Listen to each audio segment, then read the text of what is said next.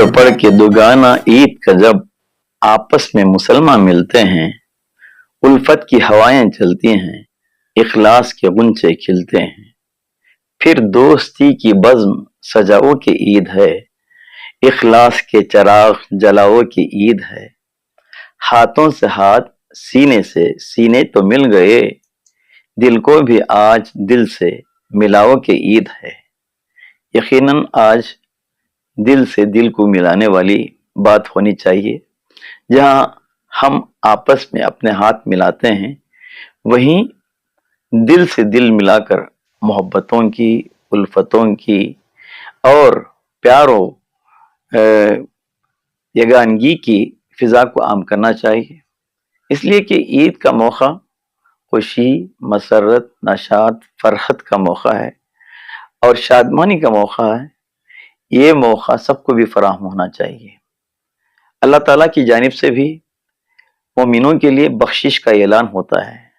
अभी रमज़ान में हमने इबादतें की, रियाजतें की, रोज़े रखे, तिलावतें की, ज़िक्र अस्कार किया, तरावीह पढ़ी, तहज्जुद पढ़ी, दुआएं की, रो रो कर मजालिस में दुआएं भी और इनफरादी दुआओं में भी हमने वक्त गुजारा और जितना हो सका गम खारी की, अपना माल खर्च किया सदका खैरात के रूप में और ज़कातों की शक्ल में। तो इसके इवज़ अल्लाह ताला ईद के दिन बख्शिश का परवाना मोमिनीन को अता फरमाते हैं। और मैं Lal Bahadur Shastri government first grade college जो आटी नगर बेंगलुरु में वाक़ है का प्रिंसिपल हूँ और हमारे यहाँ तालीम का इंतज़ाम है और तालीम से मैं जुड़ा हुआ हूँ। तो इसलिए तालीम के फ़रोग़ में भी हमको कोशा होना चाहिए, इसलिए कि इल्म आ गई है, शऊर है, इरफान है, इदराक है, इंसानियत का ज़ेवर है। अभी एसएलसी के इम्तिहानात, पीयूसी के इम्तिहानात के बाद बच्चे मुख्तलिफ कॉलेजों में पीयूसी के लिए और डिग्री के लिए जाएंगे और आला तालीम के लिए भी, इंजीनियरिंग के लिए भी, मेडिकल के लिए भी।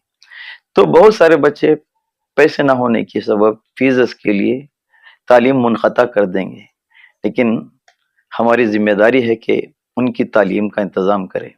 हमारे कॉलेज में भी जो बच्चे बहुत ही गरीब हैं, जो मुस्तहिक हैं, उनकी फ़ीस की अदायगी के लिए मेरी अपनी जानिब से और चंद असातिज़ा की जानिब से इंतज़ामात हैं।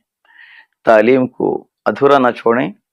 ईद के मौके पर हम इस खुशी के मौके पर ये भी ख्याल रखें कि हम जिस दफ्तर में काम करते हैं, ऑफिस में काम करते हैं या तिजारत पेशा है, तो हमारे और जिस लोकेलिटी में रहते हैं तो वहाँ अपने जो गैर हैं बिरादरान वतन, उनके यहाँ भी तहाइफ भेजें। इसलिए कि हिंदुस्तान एक ऐसा गुलदस्ता है जहाँ मुख्तलिफ रंग के फूल हैं, मुख्तलिफ तरह की खुशबुएँ हैं, तो तमाम को मिलकर रहना ही ज़रूर है। इसलिए कि मुल्क की तरक्की इसी वक्त मुमकिन है।